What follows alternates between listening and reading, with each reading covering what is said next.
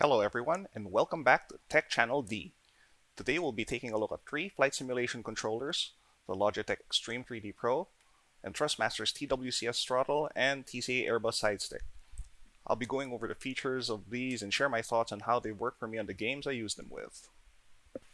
Starting off with the Logitech, I've had this for a few years now, having used it for games like the older X-Wing and TIE Fighter series, along with the more current ones like Microsoft Flight Simulator and Star Wars Squadrons. It's a very tough, very reliable stick, having lasted as long as it has. The hat switch and buttons still work as well as they have from day one, and the stick itself just needed some occasional calibrations to keep the controls balanced. The controls and grip are well laid out. All the controls are within easy reach, and I've never experienced any level of wrist strain from longer sim sessions. It has an 8-way hat switch, 12 buttons, twist rudder control, and a small throttle lever at the base, providing just the right amount of basic control for most sim games. Most, if not all, games would have great control mapping defaults for this stick, so it's pretty much plug and play for a lot of games. The stick has has the right amount of control in all axes, although I did find that the twist rudder control is very light. You'll need to be conscious about the way you move the stick so you don't engage the twist rudder by accident. It's not a deal breaker, but just something to be conscious about when you're flying.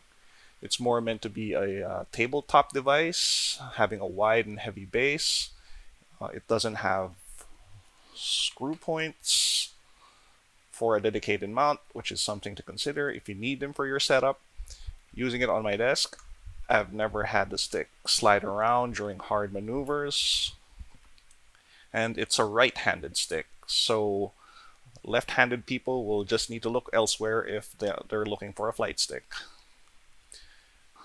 Other than occasional accidental twists of the stick causing the rudder to engage, I always managed to put my plane or ship where I wanted it to go. It's a quality and competent starter stick given its price point of 1,700 pesos, and I recommend it for anyone just starting out with simulations or space combat sims. Moving on to the Thrustmaster line, we have the TWCS Throttle and the TCA Airbus Sidestick. Normally, the Throttle has the T16000 at its complement, while the Airbus Sidestick has a dual-lever throttle quadrant. I picked up the Airbus Sidestick because it has some additional features over the T16000, such as the twist rudder lock here, and the reverse engine detent on the throttle. I got the TWCS Throttle instead of the dual-lever Airbus one because I just occasionally fly Airbuses in Microsoft Flight Simulator, and I just prefer having more hat switches and buttons available for my other sims. It's just been a week since I've used them, so I can't really comment on reliability just yet. The Sidestick does have the Hall effect magnetic sensors instead of potentiometers, so according to Thrustmaster, it should be more reliable since there's no contact wear, but time will only tell. The Sidestick has 16 buttons, so you have 2 at the front, 2 right here, 6 on each side. That's 4 more buttons compared to the Logitech, but the layout has a lot less of it available on your hand that's actually on the stick. The grip is good enough, and wrist strain wasn't also a problem. So none of the buttons are labeled, so you'll need to look into provided manual or software to properly identify them. If you need to engage the base buttons while doing hard turns, your fingers could get in the way. It's not big of an issue, you just need to be conscious of how you place your hands on the stick. It has an 8-way hat switch, twist rudder control, and a small throttle slider at the base. Some notable features on those last 2 items. The twist rudder comes with a lock, so you can engage this to prevent accidental twists, and pushing the throttle slider all the way down pushes it to a detent zone, which can be used to engage controls like reverse thrust.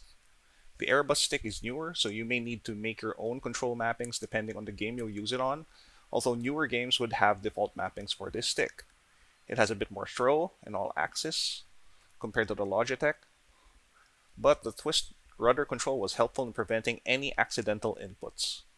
What's notable is the more precise level of control, allowing more minute adjustments over the Logitech. Now, it's not that the Logitech is bad at all, it's just that the TCA Sidestick is better at it. You can use it on your tabletop or a dedicated mount with the 2 screw points at the base. The base isn't as heavy or as wide as the Logitech, but it was stable on the tabletop during hard maneuvers.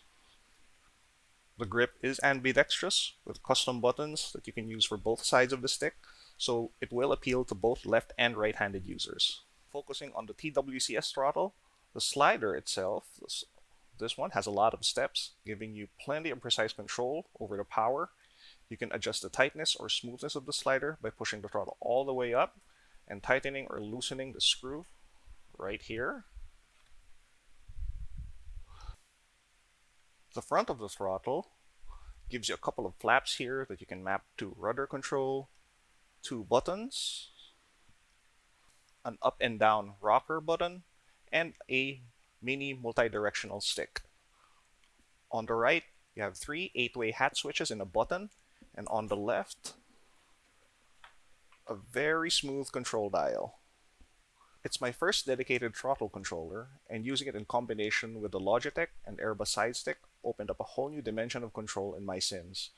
Just having those extra steps in power control and the pinky dial map to pitch trim, for example, already helped me achieve more consistent landings and descents in Microsoft Flight Simulator than I could ever achieve using either flight stick on its own. I got the best results using the throttle with the Airbus Sidestick with its increased control precision. To sum it up, these sticks are both solid choices for their price points. I really enjoyed using both for the time that I had them. Adding a throttle like the TWCS will definitely add to your flight or space combat sim experience. So it'll all just depend on how much you're willing to spend for your setup.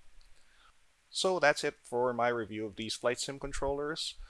I hope you found them helpful. Please like or subscribe if you did, and I will see you in the next one.